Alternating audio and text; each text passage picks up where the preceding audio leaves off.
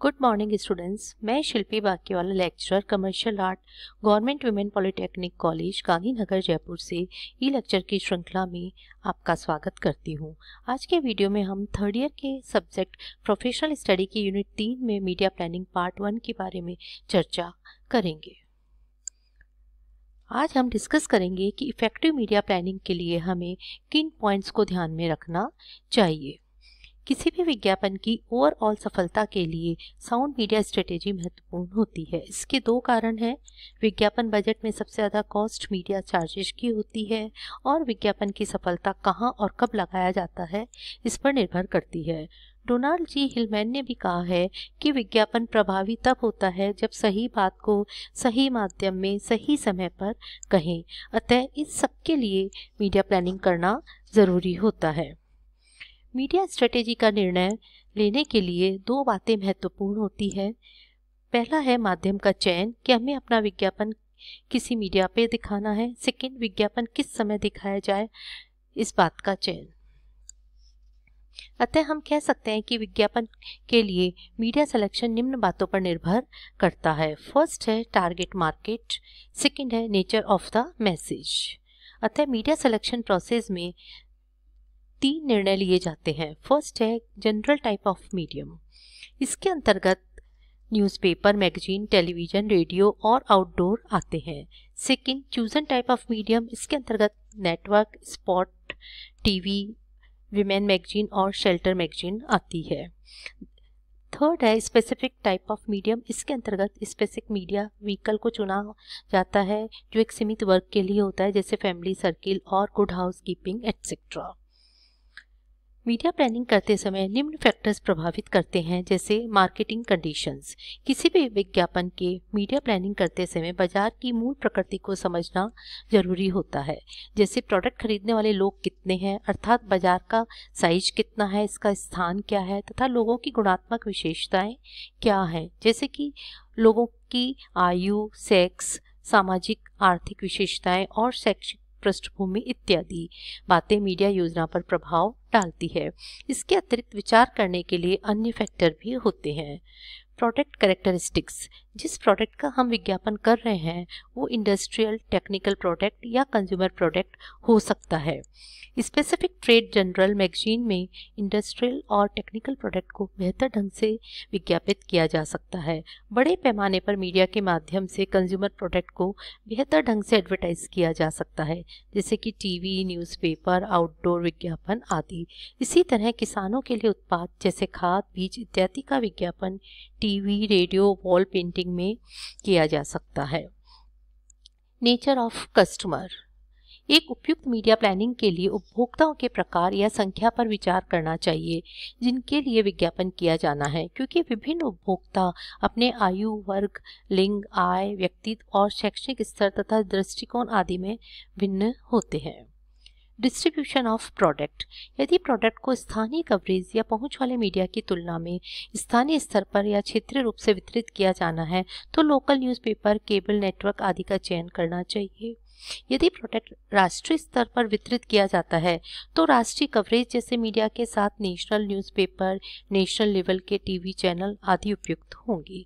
और यदि product international level पर बेचा जाना है तो विदेशों में पहुंच और प्रसार माध्यम प्रभावी होंगे। इसमें इंटरनेट, पत्रिकाएं, विदेशों में संचार होने वाले TV channel, BBC channel, international coverage वाले चैनल पर विचार किया जाना चाहिए। नेक्स्ट है एडवर्टाइजिंग ऑब्जेक्टिव्स। यदि एडवर्टाइजिंग कैंपेन का उद्देश्य तत्काल परिणाम प्राप्त करना है तो न्यूज़पेपर, बैनर, पैम्पलेट आदि तेजी से संचार होने वाले माध्यमों का चयन करना होगा। यदि विज्ञापन कैंपेन का उद्देश्य corporate goodwill and brand equity का निर्माण करना है तो मैगजीन, टेलीविजन और नियॉन साइन बोर्ड जैसे माध्यमों का चयन करना होगा। Nature of the advertising copy. यदि एडवर्टाइजिंग मैसेज प्रकृति में सूचनात्मक है तो अखबार एक उपयुक्त माध्यम होगा, और यदि एडवर्टाइजिंग मैसेज उपभोक्ताओं को प्रेरित करने के लिए संभावित उपभोक्ताओं का भावनात्मक अपील, तर्कसंगत अपील और उत्पाद का प्रदर्शन करने वाला है तो टेलीविजन एक उपयुक्त माध्यम होगा।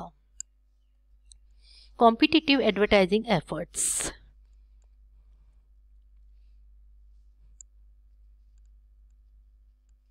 मीडिया प्लानिंग करते समय विज्ञापनदाता को कॉम्पिटिटर्स और इंडस्ट्री के लीडर्स द्वारा उपयोग किए जाने वाले मीडिया पर विचार करना चाहिए। यदि ऐसा नहीं करते हैं तो संभव है कि विज्ञापनदाता को मार्केट शेयर कॉम्पिटिटर द्वारा ले लिया जाएगा, लेकिन कॉम्पिटिटर्स की रणनीतियों का आंख बंद करके भी पालन नहीं किया जाना चाहिए, क्योंकि ये संभव है कि कॉम्पिटिटर्स का निर्णय गलत हो। अतः हम कह सकते हैं कि मीडिया प्लानिंग में कोई भी निर्णय लेना है तो कॉम्पिटिटर की मीडिया प्लानिंग को ब्लाइंडली फॉलो नहीं करना चाहिए। Media considerations. एडवर्टाइजिंग मीडिया में कुछ आयाम होते हैं जो मीडिया सिलेक्शन के निर्णय को प्रभावित करते हैं। जब मीडिया के उद्देश्य को स्थापित किया जा रहा है तो ये कारक प्रभाव डालते हैं। Total available money. Scientific media planning का उद्देश्य विज्ञापन में के पैसे को खर्च करना है जहां वे सबसे ज़्यादा प्रभावी हो। विज्ञापन बजट जितना कम होगा, मीडिया सिलेक्शन का निर्णय करना उतना ही महत्वपूर्ण होता है। Reach, frequency, continuity and dominance. Reach, यहाँ रीच का मतलब कवरेज की अवधारणा से है, अर्थात उन लोगों की संख्या जो एक निश्चित अवधि के दौरान संदेश को कम से कम एक बार देखते हैं। फ्रीक्वेंसी, यहाँ फ्रीक्वेंसी का मतलब एडवर्टाइजिंग मैसेज के संपर्क में आने वाले टारगेट ऑडियंस कितनी बार विज्ञापन को देखते हैं। कंटिन्यूटी, विज्ञापन विषय, कॉपी स्टाइल, लेआउट आदि द्वारा रचनात्मक प्रयास में कंटिन्यूटी होनी चाहिए। मीडिया के उपयोग में कंटिन्यूटी जरूरी है। डोमिनेंस, विज्ञापन प्रभावी तब होगा जब अन्य सभी से श्रेष्ठ होगा। श्रेष्ठता को कई अलग अलग तरीकों से मापा जाता है। अवधारणा का वर्णन आकार या संदेश इकाई की लंबाई के रूप में किया जाता है। विचार, प्रयोग और निरंतर अध्ययन के बाद ही सही निर्णय लिया जाता है। डोमिनेंस के लिए बेहतर मीडिया कॉम्बिनेशन डेवलप करने के लिए विभिन्न कॉम्बिनेशन की कोशिश की जानी चाहिए और सावधानीपूर्वक मूल्यांकन भी किया जाना चाहिए। मीडिया डिस्काउंट्स, मीडिया के टाइप और क्लास को चुनने के बाद मीडिया डिस्काउंट पर भी ध्यान देना चाहिए। मीडिया डिस्काउंट का लाभ उठाने के लिए मीडिया बायर को लास्ट मीडिया चयन होने से पहले संभावित लाभ और हानि को देख लेना चाहिए। नेक्स्ट है media cost efficiency. Advertiser cost के साथ साथ कुल दर्शकों की तुलना करता है और इसी आधार के रूप में परिणाम आंकड़ों का उपयोग करके सबसे कुशल माध्यम का चयन करता है। लागत दक्षता के आंकड़े उपयोगी हो सकते हैं, हालांकि अन्य सभी विचार बाहर संतुलन के लगते हैं। मीडिया अवेल, अभी तक हमने मीडिया प्लानिंग करते समय कौन कौन से फैक्टर्स प्रभावित करते हैं उन पर चर्चा की। अब हम जानेंगे कि हर मीडिया का अपना फायदा और नुकसान होता है, अतः निर्णय करने से पहले हमें इन फायदे और नुकसानों को देख लेना चाहिए। फर्स्ट है न्यूज़पेपर। न्यूज़पेपर के फायदे। स्थानीय विज्ञापनदाताओं के लिए नंबर 1 मीडिया है।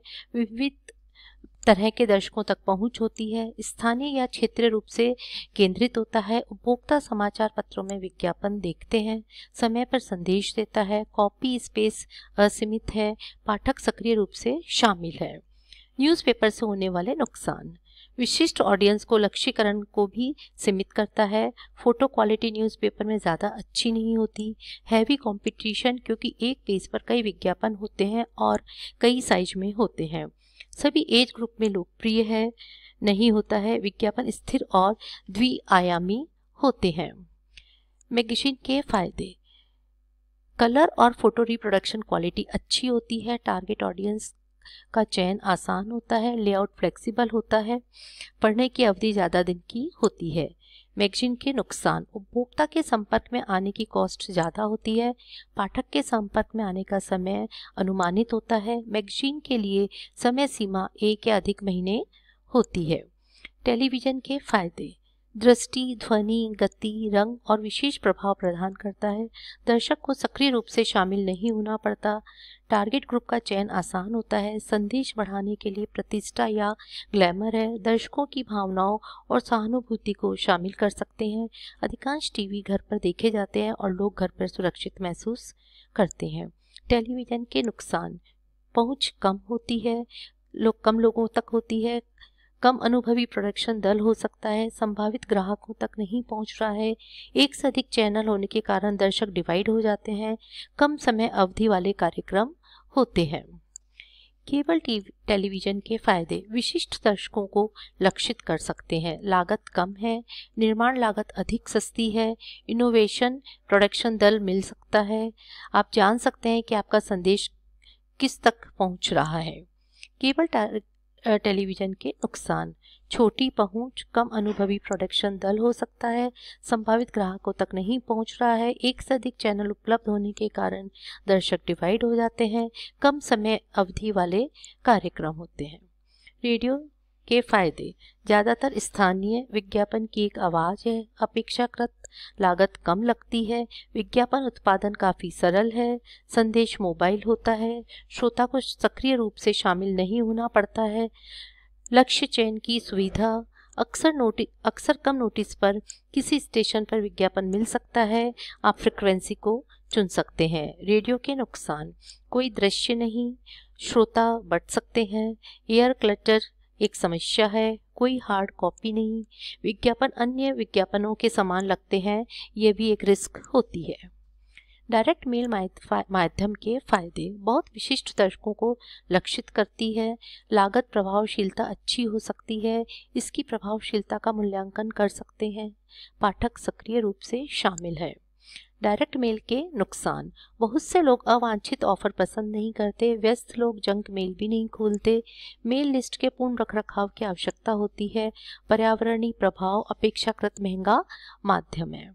इंटरनेट विज्ञापन के फायदे, अपेक्षाकृत लागत कम लगती है, विशिष्ट प्रकार के दर्शकों को लक्षित कर सकता है, संदेश समय पर हो सकते हैं, विज्ञापन इंटरैक्टिव हो सकते हैं, विज्ञापन असीमित आवृत्ति के साथ चल सकते हैं, ग्लोबल ऑडियंस तक पहुंच सकते हैं। इंटरनेट विज्ञापन के नुकसान, प्रभाव गेज करने के लिए मुश्किल है, लागत की सीमा बहुत भिन्न होती है। मीडिया प्लान्स आपके एडवर्टाइजिंग कैंपेन के ब्लूप्रिंट होते हैं। सभी साइज के विज्ञापन करने के लिए एडवर्टाइजर सही ढंग से शिल्प समीक्षा और विपणन रणनीति निष्पादित करने के लिए मीडिया प्लानिंग पर भरोसा करते हैं। अतः मुझे उम्मीद है कि आप समझ गए होंगे कि प्रभावी मीडिया योजना कैसे करें। अगर कोई सवाल है तो आप कमेंट सेक्शन में अपना सवाल लिखकर पूछ सकते हैं। Thank you.